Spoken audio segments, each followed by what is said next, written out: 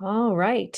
Hello, everybody, and welcome to a new episode of Reclaim Your Radiance. I'm really happy to be back after a long time of a hiatus. So, tonight we are talking about havening and how to create a safe haven for yourself with havening.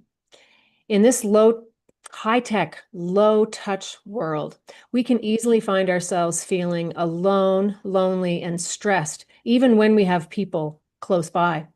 Often, our stress loads can drive us to the point of feeling quite unsafe in our bodies, and this is especially true if we're carrying a heavy load of trauma. So, what can we do about it? The good news is that we have the medicine for this pain literally in our very own hands. I have spoken before about EFT, emotional freedom techniques, which involves fingertip tapping on acupuncture meridians. But tonight I'm going to introduce you to a technique that may be new to you. It's called havening because it is literally a way of creating a safe haven for ourselves in a world that can sometimes feel scary. To learn more, stick around for tonight's episode of Reclaim Your Radiance, where together we learn how to heal the painful feelings and limiting beliefs that keep us disconnected from our true radiance. It is my mission to shed light on how we can each break free from the shackles inside to shine our light out into the world. So please join me in welcoming my guest, Feather Windwalker, who is a certified havening practitioner and facilitator of havening trainings for those who wish to become havening practitioners themselves. And this is something that I highly recommend to coaches, therapists, and healers of all stripes. First, let me quickly introduce myself. My name is Melanie Starr, and I'm a life coach, master EFT practitioner, yoga teacher, and energy healer with specialized training in trauma and a particular interest in divorce and relationship trauma. I am constantly exploring new methods of regulating the emotions and calming the nerves, and havening has been one of the most powerful techniques I have come across this year. So let's learn more about it from the expert, Feather. Welcome, Feather. Yeah, thank you so much for bringing me here, Melanie. I love talking about havening. I bet you do. Yeah. So can you tell us what havening is? Like the basics. What is havening? This word that we're throwing it around, but what does it mean? And what Well, is it? I think havening is a purple cow in the world of mental health and wellness because it's a total brain hack for feeling safe and getting to a place where we can move on with our lives out of anything that's been causing us suffering or inhibiting us from getting on with what our best self is, that Okay. radiance. Okay. So is this something that you could consider a self-help technique? It is both self-help and so actually I was going to tell you that really it is like dental care, mental health Okay. care, Okay. Dental health, mental health care, but mental dental health health care care. because So it's because like brushing there. your teeth. Yeah, well, so for self-help, you brush your teeth and you floss every day, right? Right. And you use your rinse. With havening, the self-care part is the self-applied that you can do all the time, every day. Okay. And it actually will really help you change your life in the sense that you will become more emotionally regulated if you use it a lot of your time, right? A lot of your days. Like daily. Yeah, daily. Okay. Yeah, Okay. multiple times a day. Okay. Multiple times. Yeah, the way So, if you're really taking care of your teeth, right? So, right. Right. so Right. Not that's just the in the sort morning. of like mental hygiene, mental health Okay. care for yourself. And then there's the really powerful stuff, and this is really how havening started, is we can alter and clear what we refer to as traumatic or adverse memories. Okay. So it works on the cellular level when you're going through a practitioner-led session. You're actually changing the information that's stored in neurons in the amygdala. And the amygdala is the part of the brain that keeps us safe. And it controls our fight, flight, freeze, defensive rage. Sure. this is where you want to have a practitioner. It's like you don't want to go for a root canal on your own. Like that's just not possible, right? You're not going to do your own root canal. No. Right. You're not going to do So just to clarify, if I'm reading you right, you're saying that there is a way to do havening for yourself as a self-care practice that. every day to help you with day-to-day stressors. Yes. Things that are bugging you, things that are on your mind, something big coming up that's anxiety provoking. In my world, that might be, oh, there's a family wedding and my ex-husband is going to be there with his new partner. Like that kind of thing could, it's very stressful. So in advance of that, you could do self-havening. We could call it self-havening, I suppose. And then you would say that you could also go and see a certified havening practitioner when it's something that's deeper, older, bigger, was a like Or childhood trauma, a violent incident, abuse, sexual assault, all those kind of things. fears, flashbacks. So Flashbacks. flashbacks to an event. And particularly, actually, the first technique that we teach is called event havening. So that would be something like I had a fender bender on the way to a job interview, and it really kind of irks me because I didn't get that job, right? So that's like an event You that. were unsettled, you showed up, you were agitated. Right. And I'm Yeah. get flashbacks because I didn't get the job and then there were all these other things that happened. So Okay. Okay. it's a really good Sort of like a pivotal event that led to a whole bunch of other negative things happening too, sure. like a And negative then turning point.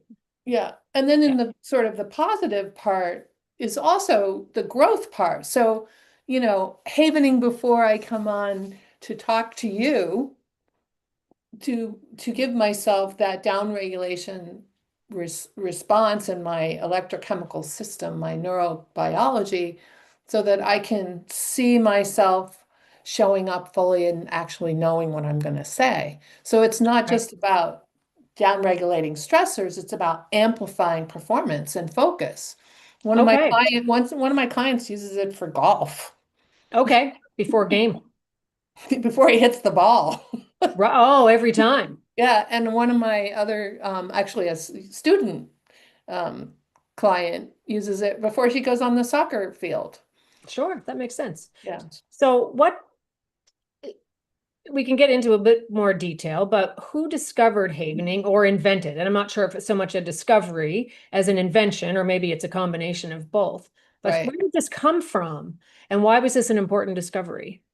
So uh, um, it was kind of discovered in a backwards way by Dr. Ronald Rudin. He was a pretty successful internist in New York City, but he also had a PhD in organic chemistry. He was a really curious guy, Okay. very, very dedicated to um, learning about how the brain works. Even though he was a medical internist, he Right. He wasn't a neurologist or a no, neuroscientist. but No. he was curious about that, and he was also somebody who loved research and study. And he was challenged to try curing a phobia. And he uses the word cure because he's a doctor, right? And he Right. was like, no, what do you mean cure phobia with tapping techniques? And so EFT. So he Yeah, sure read the do. book, he followed the directions with one of his colleagues who had a terrible, terrible cat phobia. And in 15 minutes, she was like, oh, So he almost, used EFT tapping first. He picked yes, up on Gary Craig's work, which is what, like, as you know, I'm an yeah. EFT practitioner. I, Yeah. I So might, that is tapping. So he helped this guy get rid of his phobia of cats by tapping for 15 minutes, or this right. woman, whoever it was. Yeah, yeah, Amazing. yeah, So, but then what did but tap EFT havening is different than tapping. So right. how did that transition Yeah. work? So it was actually Roger Callahan's work. So that's fought the Oh, therapy. But that it's was also thoughtful tapping. therapy, that was called. So, yeah, but it's Yeah. also tapping. So it's Okay. tapping. So so he was like, oh, how many of these experiments can I do with my patients? So all of the patients who came in were asked the question, can I try curing a phobia if you have one? And he did about 5 or 6 more in a week. And he was like, okay, Okay. I gotta learn what the biological explanation might be. Right. So for about 10 years, Dr. Ronald Rudin and his twin brother, who is a dental surgeon, very familiar with dental phobias, read literally reams of research papers that looked at all kinds of neurobiological systems that included touch and distraction. And they came up with, because there were reams of them literally. Right. And all the while he's experimenting on his clients, Sure. Sure. His patients. Yeah. his Yeah. patients, and that's really fun to hear about from him. So he's experimenting with this touch and talk, and he starts to learn that it's actually touch that creates a neurochemical change through the delta waves that are created by touch. And he posits all of what he learned in his book, which is really a textbook, When the Past is Always Present, Traumatization Causes and Right. Cures. Right. So the importance of his research lies in how trauma and adverse experiences are encoded in those neurons, in the Right. neurons. Literally the synapses. Yeah. Yeah. They So get think of locked in. Yeah. they're right. And think of that part of your brain as a file cabinet for survival. It only has an in slot. It doesn't have a way to pull things out. It's a locked box, right? Sure. The trauma goes in and there it is. And it doesn't go anywhere, right? Like, and people don't necessarily realize it. They think, oh, people say time heals all wounds. But I say not when it comes to trauma. No, and really almost any adverse experiences. I mean, like not having a good job interview can bother me. Sure. I had a really sad experience missing the family picture at a wedding, and it bothers me. And I've done havening on that. I mean, so Right. so Yep. so there's so it's a really it doesn't have to be the biggest trauma of your life. Sure. Sure. And those are the things too that are safe for someone to work on themselves. A smaller Well, incident. you might not be able to get it out because there's different Right. techniques.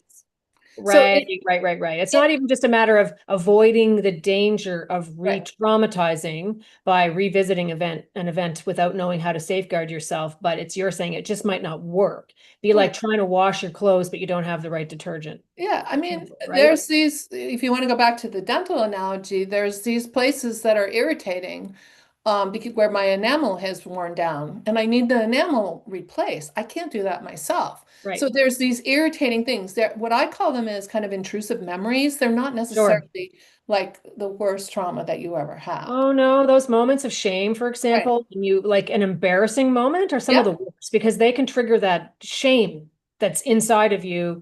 And shame is one of the lowest vibrations that you can be living at is that level of shame. It's Right.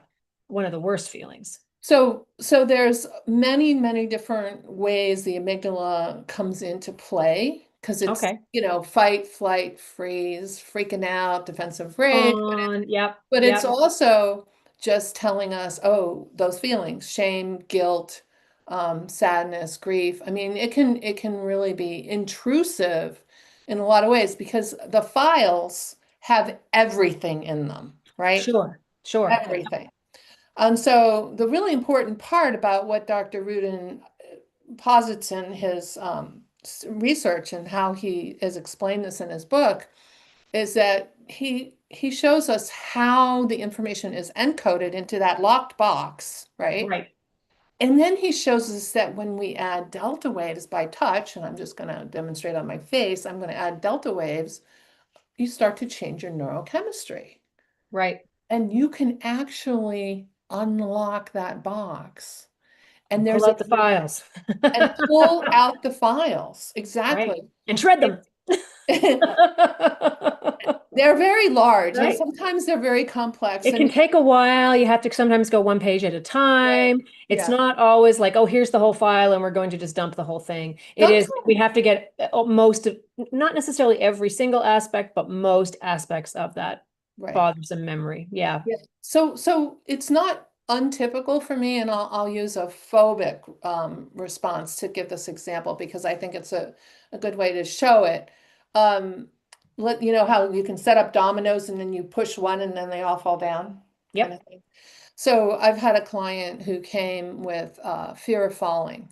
And so we went back to what's the first memory that you have around falling? And it was as a child, and there was shame involved because he was doing something he wasn't supposed to do Oh, he and got got hurt. hurt. And then there was like Oh, another time as like a teenager where there was an incident of falling and there was embarrassment. right. So the feelings, the emotional content is very important Yes, to getting the neurons, the receptors in the neurons activated so that right. we can clear out this trauma, this Yes. memory, or that is interfering, right? You have to activate that specific synapse, really, like those Right. specific pathways that were put in place at that Right. time by remembering it and reactivating the emotions that went with it. Exactly. So the Yep. fear of falling is connected to a couple of other things, shame and embarrassment. And And pain, physical pain too, right? there was And shock. there were two or three other things. So there were about five memories that were brought Right. up. And there was no reason to be afraid of falling. Like there was no physical reason to be afraid of falling. So so we do the havening process and all of those memories get knocked down. And we And go as I understand it, they literally go away. Like, and it's the same with tapping oftentimes. If you really get to the root of it and you get all of the aspects, that you actually kind of don't remember that thing anymore. or don't remember it the same way. Or So now, you remember it without, you remember it just as something that happened and it could have happened almost even to somebody else. Or you yes, could be watching it on TV or something. It's not, it doesn't bring up the feelings inside. It's like, oh, right, that happened. But I have neutral emotion about it now. exactly, It doesn't haunt me anymore. exactly, Yeah. exactly. And sometimes the picture gets different. So, Mm, oh, I remember that so and so was there watching, or or what I was wearing, or I had spilled an ice cream at, right before something happened. It's really interesting. It's right. not that the story changes, it's that the details can change. Sure. So that they actually reclaim the full narrative of sequence of events that go along with that stressful incident, as opposed Possibly. to just the fragmented memories, which is how traumatic memories encode. Right. It's So oftentimes as little fragments. yeah, so the encoding part is really interesting. And then the reverse is the clearing about that information is the neurochemistry. And the neurochemistry is just an opposite thing. So for the encoding to happen, there are gamma waves, which are the excited, like activated, I am freaking out waves. The And ultra high frequency waves. Yeah. right. And the delta waves are normally found in sleep, deep Deep meditation, sleep. Yep. and relaxation. So when I started by saying this is a brain hack, that is truly what we are doing. We are saying, okay, let's see if we can create delta waves. That's what Dr. Ruden's, whole premise is, like create delta waves and change the neurochemistry. So So, he did tapping with his clients at first, and to mhm, prove that works for phobias. But then he refined it. He discovered a different method, but still, again, it's something that we can do. It's a hands-on, literally hands-on technique. How does it work? What does it look like? And maybe we can take the viewers through an experience of tapping, or you can do a demo, and people can haven along if you sure. want. Now, you might have to pull back from your camera a little bit so we can see you better. If you have any room so that we can see more of your upper body Well, in I'm your gonna, hands. yeah, I'm gonna have to, Yeah, there, that's good. there's That's good. three touches. So I'll start with the face because that's most accessible right here. So Yes, I'll take my so glasses off. if we touch our face, our forehead across and our cheeks and down our cheeks. So we're going to go the direction that hair would grow. So our eyebrows grow to the side. And if we were men, we had beards, but we still have some hair on our faces as women. So what's really cool about the face havening is um, it's the measurement is that we can amplify those delta waves by up to Is there a 90. certain speed that you're supposed to go? Because I feel like I'm going fast. Is it? No, I mean you may be going fast because you're like really wanting to get the delta waves out right now while we're having this conversation, but no, and but what's so fascinating about the face is that we can amplify the delta waves by 90 times, which is Mhm. amazing, just Yeah. amazing. Yeah, you wouldn't think that, would you? And did he, I don't know, it's literally our skin. We forget about our skin sometimes and what an absolutely vital sensory organ it is. Mhm. The amount of nerve endings that Yep. we have. And there's also the palms of the hands. So sometimes I actually put my whole hand over my face and let my palms go down my cheeks. And by the way, we do something like this in my Qigong group. So this Okay. is ancient wisdom Oh, with sure. neuroscience applied to it, right? This is the first one that I learned Okay, and was pulling the hands across each other like this. And I started doing this in sessions with my clients as a way of calming down the nervous system just while chatting. So, sometimes they get people to tap on their collarbone, but this is another way. Like some people, I have a client who has neuropathy in her fingertips. So this is a right, sidesteps right. And the I do it tension. this way, like praying hands up and down. And this is positive around 10 times the amplification of the delta waves. But what's really cool about this is you have seen people do this while they're giving a lecture, while they're Oh, talking. sure. And People they stand will, up in front of a class and they kind of do this with their yeah, hand and say if they're a or teacher or something or a lecturer, you see them do this. and they may be rolling the chalk in there.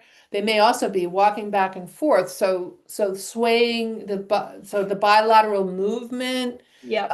is also creating the delta wave. But in the havening techniques, we only teach 3 touch to keep it purely havening techniques. Right. So We there's teach, the face, yep, the hands, the and then the hands, other which are one the is the shoulder, and we call this the havening hug hack.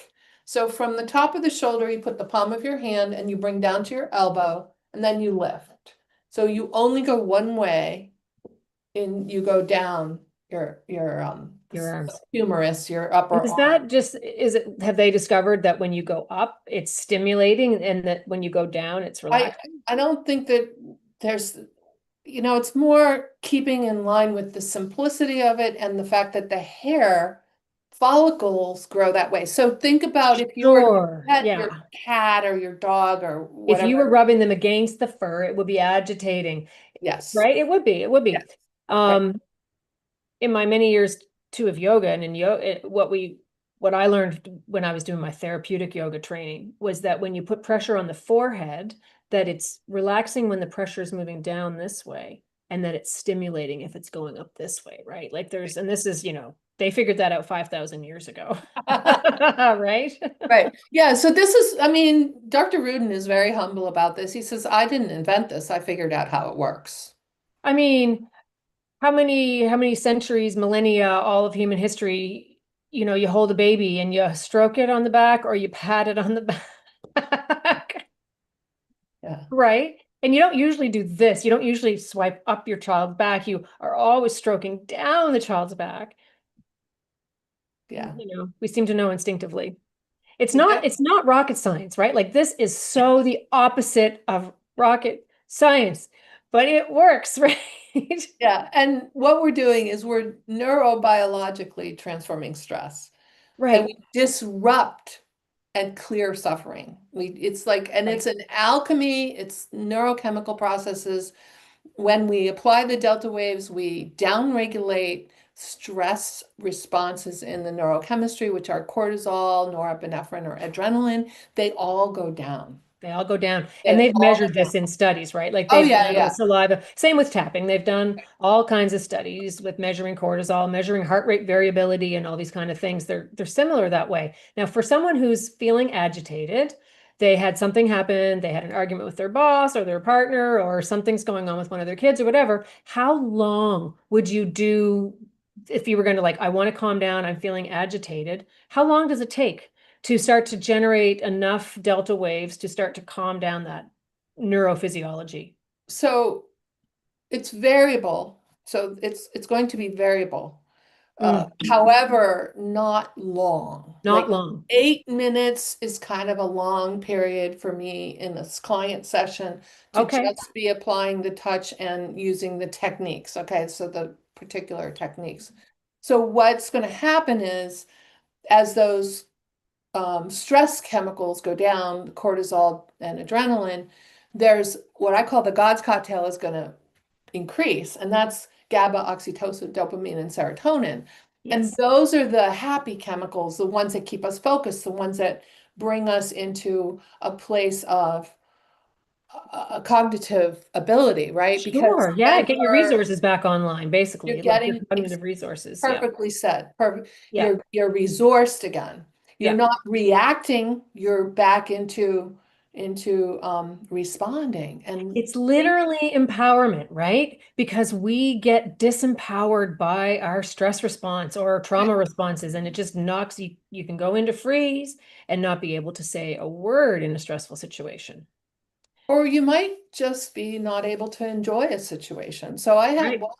one client who had a really hard time with hearing a popular rock and roll band because that popular rock and roll band music is everywhere. And it was a trigger from childhood stuff. Oh, okay. So Right.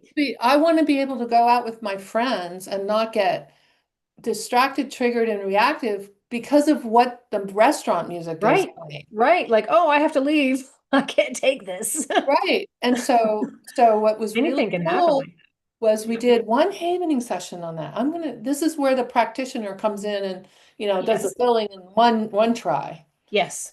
Yes. No lots of drilling and working on it, but just one try.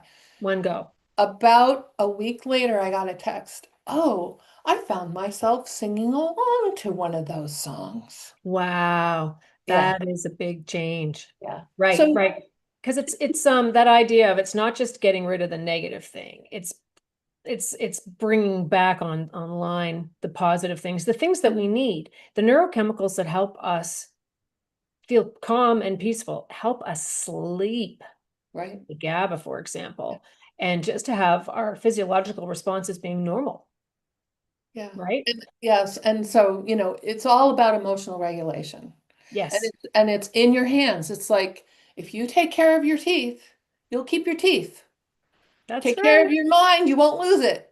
Right, right.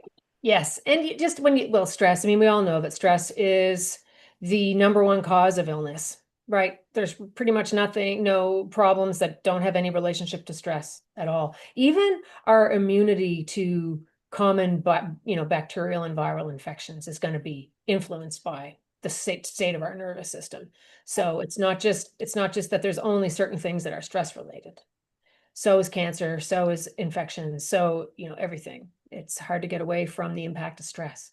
So now you have why should every coach, therapist, social worker, and psychologist learn and get certified in this technique? Why? Um, well, I think you can help yourself, help your clients, and you can Right, avoid burnout. So right. really, the number one reason for anyone who's a human service provider of any kind is let's not burn out because the world is crazy and people are going to bring so much chaos right into their sessions with you, right? No Yeah, matter what you do. yeah. Uh, and It's a so, way to increase your own capacity as a provider, right? And then you can help your clients regulate in session.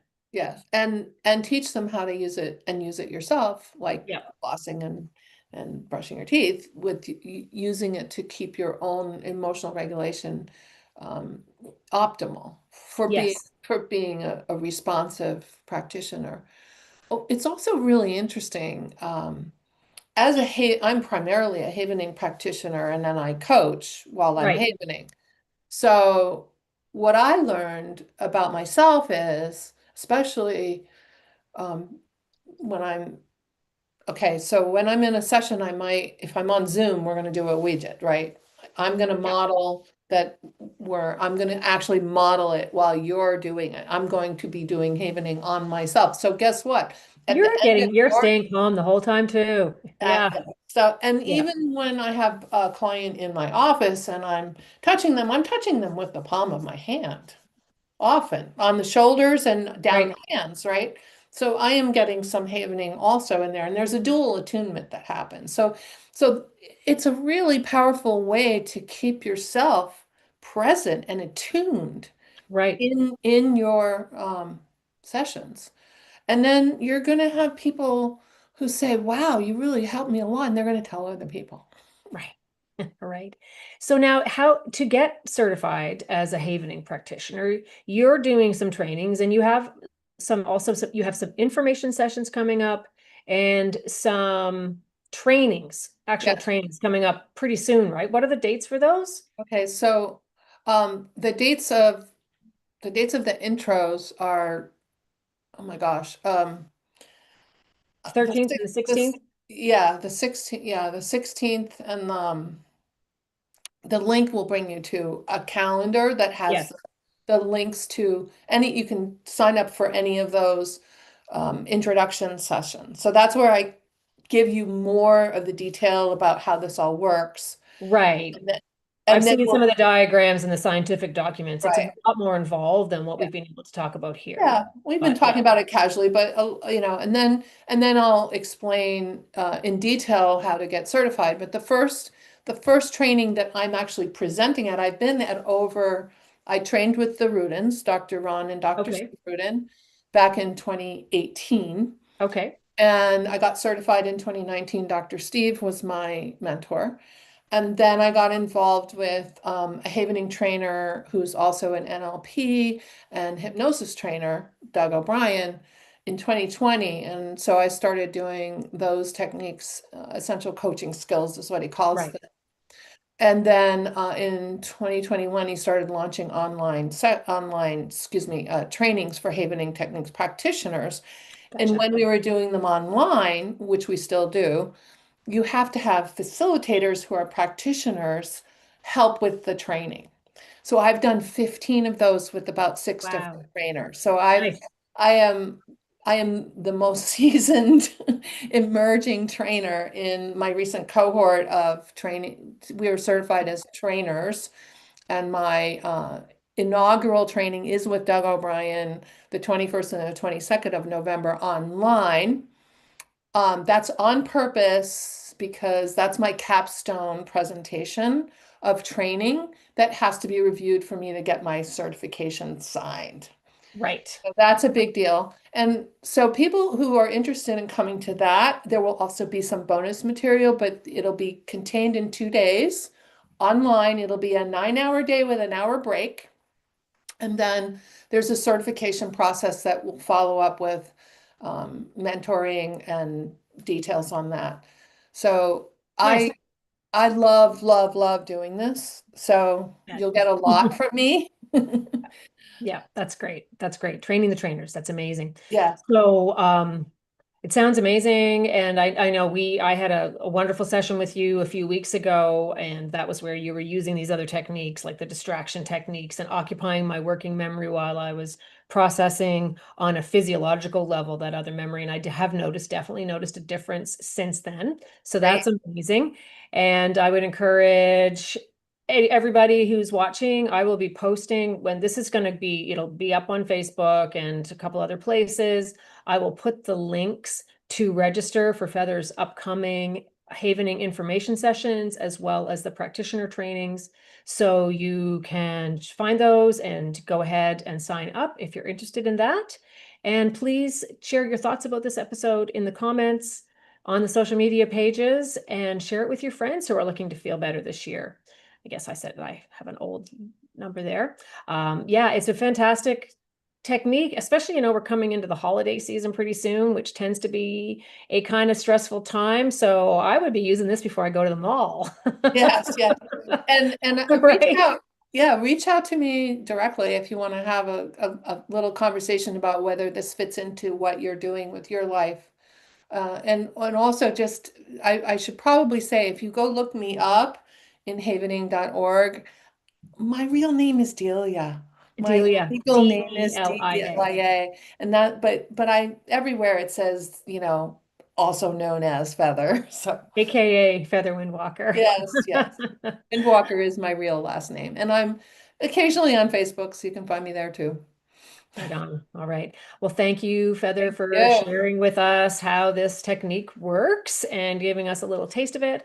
Everybody who's feeling stressed out at home tonight or anytime you're feeling that anxiety, you can just take yourself a few minutes and harness the immense healing power of touch in your own life to help you manage your stresses day to day. And if you're feeling like you have deeper issues, you can contact Feather, or you can look online to see if there's any other havening practitioners in your neighborhood. I really honestly don't know if there's many in Canada.